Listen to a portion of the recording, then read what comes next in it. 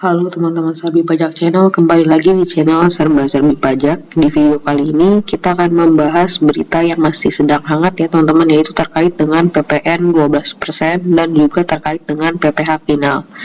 Nah, untuk PPN yang 12% itu perlu teman-teman ketahui bahwa kebijakannya itu sudah dari sejak UU HPP ya teman-teman, udah dari sejak UU HPP. Jadi bukan baru sekarang di tahun 2024 itu diterapkan atau dibuat kebijakan PPN 12%, tapi rancangan kebijakannya itu udah dari sejak UU HPP dan bertahap. Di tahun 2023 itu kan ada, atau 2022 itu ada perubahan kan, kita PPN dari 10% jadi 11%. Nah, di UU HPP tersebut nanti di tahun 2025 dikatakan di undang-undang tersebut bahwa nanti di tahun 2025 PPN akan meningkat menjadi 12%. Oleh karena itu kebijakan PPN 12% itu bukan baru ditetapkan sekarang ya. Memang pelaksanaannya baru nanti ya teman-teman, di tahun 2025 di awal Januari. Tetapi rancangan kebijakannya itu udah dari sejak UU HPP terbit. Jadi ini bukan barang baru, bukan produk baru, tapi udah ada sebelumnya. Nah, jadi untuk untuk PPN 12% itu tetap diberlakukan ya teman-teman di tanggal 1 Januari tahun 2025. Dan untuk PPh final UMKM sebesar 0,5% itu diperpanjang, tapi untuk yang orang pribadi diperpanjang sampai dengan Desember tahun 2025. Nah, untuk yang badan gimana? Untuk yang badan belum tahu ya teman-teman, karena PMK-nya atau PP-nya itu belum terbit. Kita masih tunggu PMK atau PP-nya itu terbit untuk aturan teknisnya. Tapi sekarang saya hanya infokan secara garis besarnya aja. Nah, di sini APBN kebijakan untuk mewujudkan kesejahteraan bagi rakyat Indonesia. Jadi di sini ada, nah ini hanya ini ya teman-teman, info tentang kebijakan APBN yang digunakan untuk meningkatkan kesejahteraan. Jadi sini APBN nasihat berkelanjutan, lalu juga ada sustainable development dan juga pertumbuhan ekonomi yang berlanjutan. Di sini ada kemiskinan, pengangguran dan kesehatan, yang mana ini menentukan kesejahteraan suatu rakyat ya teman-teman ya. Jadi di sini hanya intermezzo aja. Nah, di sini ada asas dan tujuan UU HPP. Asas dan tujuan UU HPP itu keadilan, kesederhanaan dan efisiensi serta kepentingan nasional. Di sini juga teman-teman bisa baca ya, karena ini kan UU HPP itu udah dari tahun 2022 ya teman-teman. Teman-teman bisa baca sendiri. Nah, ini juga pajak instrumen untuk keadilan, keberpihakan dan gotong royong. Jadi di sini semangatnya adalah gotong royong ya teman-teman, gotong royong dan keadilan. Di sini bisa dilihat sudah terjadi ya teman-teman di tarif PPh, tarif bracket PPh 21 itu di tarif batas atasnya itu, tarif batas bawahnya itu ditingkatkan menjadi 60 juta ya teman-teman ya. Sedangkan tarif batas atasnya itu juga persentasenya itu ditingkatkan, tadinya cuma sampai 30%, sekarang menjadi ada 35% ya batas atasnya ya teman-teman ya. Nah, ini keadilan dan keberpihakan. Begitupun juga ada PPh final UMKM, yang mana di sini diberikan keringanan untuk wajib pajak orang pribadi usahawan atau UMKM omsetnya sampai dengan 500 juta itu diberikan pajak 0% atau bebas pajak ya teman-teman. Dan juga kalau misalnya di atas 4,8 miliar, 500 juta ke atas sampai dengan 4,8 miliar, PPh-nya itu dikenakan 0,5% PPh UMKM, yang mana diperpanjang sampai Desember tahun 2024. Oke. Nah, ini ya yang tadi ya teman-teman, yang lapisan atasnya itu ditingkatkan jadi 35% dengan penghasilan lebih dari 5 miliar bracket PPh 21. Nah, ini udah sebelumnya udah sempat dibahas juga ya teman-teman. Ini kan flashback aja. Nah, di sini ada perbandingan tarif Indonesia dibandingkan dengan berbagai negara. Di sini teman-teman bisa lihat sekilas bahwa tarif negara kita itu sebenarnya nggak terlalu tinggi juga ya teman-teman. Dibilang terlalu rendah enggak, terlalu tinggi juga enggak. Jadi pas gitu ya, di tengah-tengah kalau dibandingkan dengan negara-negara lainnya. Nah, di sini teman-teman juga bisa lihat di sini ada tarif dari Malaysia sama Vietnam itu lebih rendah dibandingkan tarif Indonesia. Dan di sini juga jadi rame ya teman-teman, banyak orang yang berspekulasi bahwa Malaysia yang mana negaranya negara maju, ataupun di sini juga ada di Jepang, ada Singapura yang mana negaranya negara maju, lebih maju gitu ya dari Indonesia, tetapi juga dia tarif pajaknya itu ternyata lebih rendah dibandingkan Indonesia. Dan kalau menurut saya pribadi perbandingannya tidak semudah itu sebenarnya mengukurnya ya teman-teman ya, karena secara demografi juga negara-negara tersebut ini ya, Malaysia, Singapura itu kan mereka penduduknya jauh lebih rendah dibandingkan Indonesia. Indonesia itu penduduknya banyak banget ya teman, jadi susah. Jadi karena penduduknya banyak juga kan mengaturnya juga tidak semudah mengatur penduduk yang cuma sedikit ya teman-teman ya. Jadi tidak semudah itu membandingkannya. Tetapi di sini teman-teman bisa lihat yang pasti negara kita itu masih stabil sebenarnya, tarif pajaknya tidak terlalu tinggi, tidak terlampau tinggi dan juga tidak terlampau rendah gitu ya, masih stabil. Lalu di sini ada konsumsi rumah tangga tetap terjaga, inflasi rendah dan stabil. Nah, intinya di sini pemerintah ingin ngasih tahu bahwa inflasi itu, pemerintah itu masih bisa mengatur inflasi dengan stabil ya teman-teman, dibandingkan dengan taraf atau tingkat konsumsi rumah tangga di tahun 2024 gitu ya. Di sini juga ada konsumsi domestik tumbuh kuat. Nah, di sini hanya FYI aja ya, for your information aja. Di sini ada listener penyesuaian tarif PPN menjadi 11%. Di sini juga intinya pemerintah memberitahu bahwa kemarin itu kan juga di tahun 2022 itu kan pernah terjadi peningkatan PPN ya, dari 10% menjadi 11%. Toh ketika peningkatan PPN tersebut nggak ada masalah. Nggak ada masalah dalam arti apa? Dalam arti inflasinya tetap rendah, tetap dijaga gitu ya. Inflasi tetap dijaga rendah. Lalu juga malah ketika ada peningkatan PPN juga malah terjadi peningkatan pekerja formal dan kenaikan PPh 21 per tahun. Kan banyak orang yang khawatir gitu ya dengan kondisi ekonomi kita sekarang, kalau misalkan tarif PPN-nya itu 12% atau ditingkatkan, maka daya belinya itu akan turun ya teman-teman, karena kondisi ekonomi pertumbuhannya sedang tidak baik-baik aja. Tapi di sini pemerintah ingin memberitahu bahwa enggak kok sebenarnya. Kalau kita flashback, kita lihat tahun sebelumnya ketika PPN dari 10% dinaikkan menjadi 11%, toh inflasinya itu tetap bisa dijaga rendah dan juga pekerjanya itu tetap meningkat. Artinya dunia kerja itu atau industri itu tetap bisa mengabsorb ya atau menyerap tenaga kerja gitu walaupun PPN-nya meningkat. Nah, itu kalau soal itu saya tidak bisa membahas lebih dalam ya teman-teman, karena di sini saya tugasnya hanya menyampaikan info terkait dengan pajaknya aja. Kalau itu kan teman-teman bisa lihat di channel-channel lainnya udah banyak yang bahas ya teman-teman tentang kenaikan tarif PPN ini berpengaruh ke daya beli masyarakat, berpengaruh ke ekonomi secara makro, berpengaruh ke lapangan pekerjaan, berpengaruh ke keberlanjutan usaha, berpengaruh ke industri dan lain sebagainya. Banyak aspek ekonomi makronya. Udah banyak dibahas di konten-konten lain, teman-teman bisa lihat kalau penasaran. Tapi kalau saya hanya fokus memberikan informasi tentang kebijakan perubahan tarif perpajakannya aja, tidak dikaitkan dengan atau tidak dibahas secara mendalam dengan dikaitkan dengan ekonomi makro secara keseluruhan gitu ya.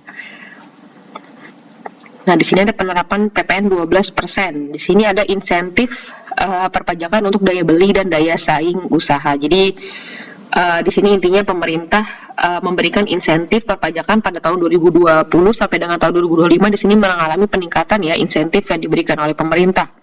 Dan juga nilai insentif yang diberikan pemerintah pada tahun 2025 nanti itu diprediksi sebesar 1,83% dari PDB. Mayoritasnya itu insentif PPN dan PPh.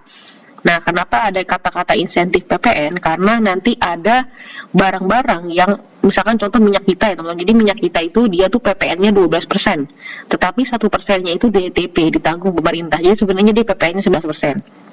Jadi ada barang-barang konsumsi yang dia tuh PPN-nya tetap 0%, ada juga yang PPN-nya DTP. Jadi sekarang nih ada konsep PPN DTP. Kalau sebelumnya itu kita mengenal PPN ada yang PPN dibebaskan gitu ya, PPN ditanggung atau PPN digunggung. Nah, sekarang ada lagi PPN DTP. Kita kan tahu DTP itu biasanya hanya berlaku untuk PPh ya, kayak COVID PPh 21 DTP gitu ada ya. Nah, sekarang ada PPN DTP. Jadi dia itu objek pajaknya itu tetap 11%, tidak ada kenaikan PPN, tetapi 1%-nya itu ditanggung pemerintah gitu ya. Nah, di sini tadi ya teman-teman, proyeksi insentif PPN pada tahun 2025 sebesar 265,6 triliun tadi itu terdiri dari apa aja? Yang pertama, ada PPN dibebaskan untuk bahan makanan. PPN dibebaskan atas barang kebutuhan pokok, bisa berupa beras, jagung, kedelai, gula, susu segar, kacang-kacangan, dan lain sebagainya. Ini PPN-nya dibebaskan. Lalu ada PPN yang tidak dipungut. Ini untuk insentif UMKM. Untuk pengusaha kecil dengan omset tidak lebih dari 4,8 miliar per tahun. Lalu ada PPN yang dibebaskan. Jadi selain untuk bahan makanan, PPN dibebaskan juga diberikan ke sektor transportasi, jasa pendidikan dan kesehatan, serta jasa keuangan dan asuransi. Oke ya teman-teman, ini perlu teman-teman ketahui bedanya PPN yang nanti akan ditanggung atau PP yang DTP dan PPN yang dibebaskan. Nah kalau ini itu sebenarnya udah sama kayak sebelumnya, nggak ada yang berubah ya peraturannya ya teman-teman, sama seperti peraturan sebelumnya di mana barang-barang kebutuhan pokok itu kan dibebaskan ya PPN-nya, dibebaskan. Cuma sekarang konsepnya adalah PPN 12% itu berlaku untuk objek pajak yang sifatnya itu premium. Yang premium seperti apa nanti kita bahas ya teman-teman ya. Nah di sini tadi ya teman-teman, di sini juga ada industri PPN untuk otomotif, PPN dibebaskan untuk listrik air dan lain sebagainya. Dan meningkat ya estimasi pemberian insentif PPN yang diberikan pemerintah itu meningkat nanti di tahun 2025. Ini juga masih tadi terkait insentif. Nah, di sini ada insentif yang diberikan ini dibagi berdasarkan klaster ya. Yang pertama ada rumah tangga.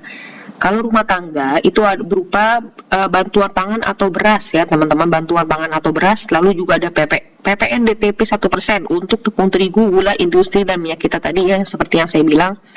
Ada PPN, ada konsep PPN DTP, PPN ditanggung pemerintah untuk tepung terigu, gula industri, dan minyak kita sebesar 1%.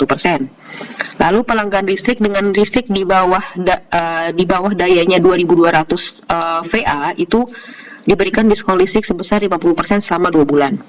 Lalu untuk pekerja yang mengalami PHK nanti akan diberikan jaminan kehilangan pekerjaan oleh pemerintah.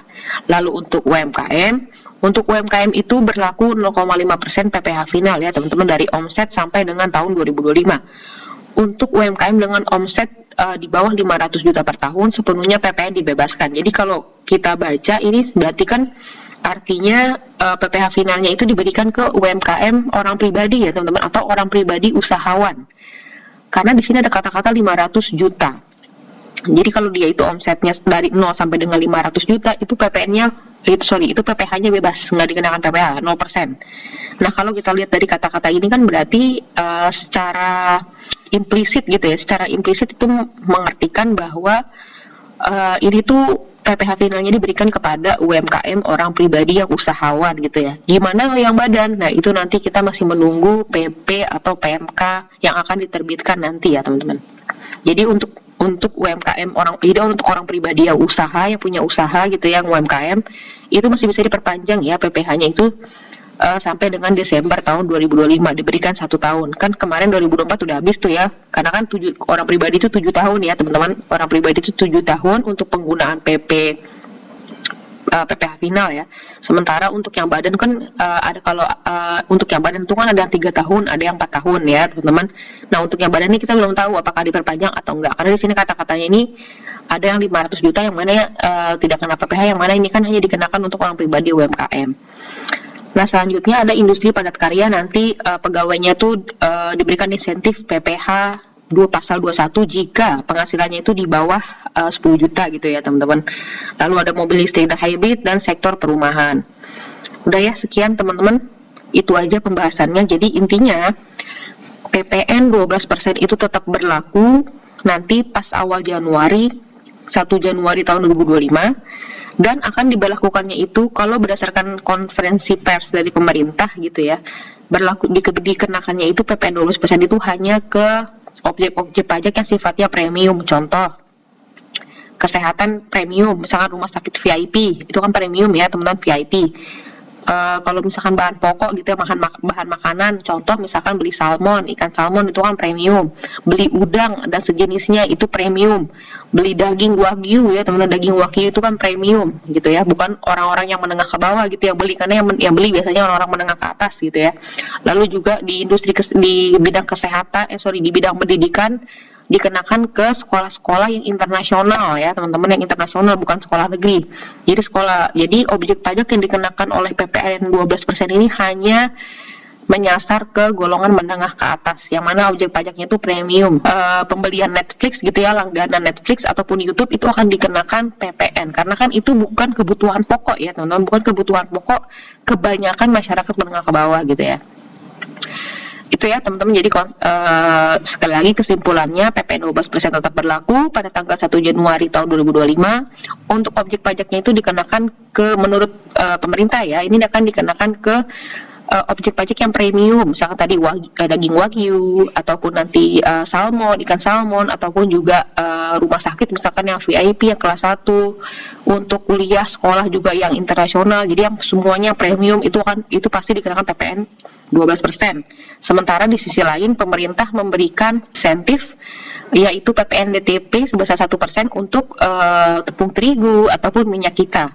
Di sisi lain juga untuk barang-barang pokok kayak beras, misalkan beras ataupun daging pokok ya teman-teman, barang-barang pokok gitu ya, itu tidak dikenakan PPN atau dibebaskan PPN. Jadi peraturan yang lama itu tetap berlaku. Barang-barang pokok, kebutuhan pokok tetap dibebaskan dari PPN. Begitupun juga dengan transportasi umum gitu ya, itu juga jasa pendidikan yang non premium ya, yang bukan premium itu juga dibebaskan dari PPN dibebaskan. Nah, untuk PPh final sebesar 0,5% itu untuk itu tetap berlaku, tapi untuk yang pribadi, yang saya tahu ya teman-teman ya, berlaku untuk orang pribadi yang memiliki usaha, itu PPh final bisa diperpanjang sampai dengan Desember tahun 2025.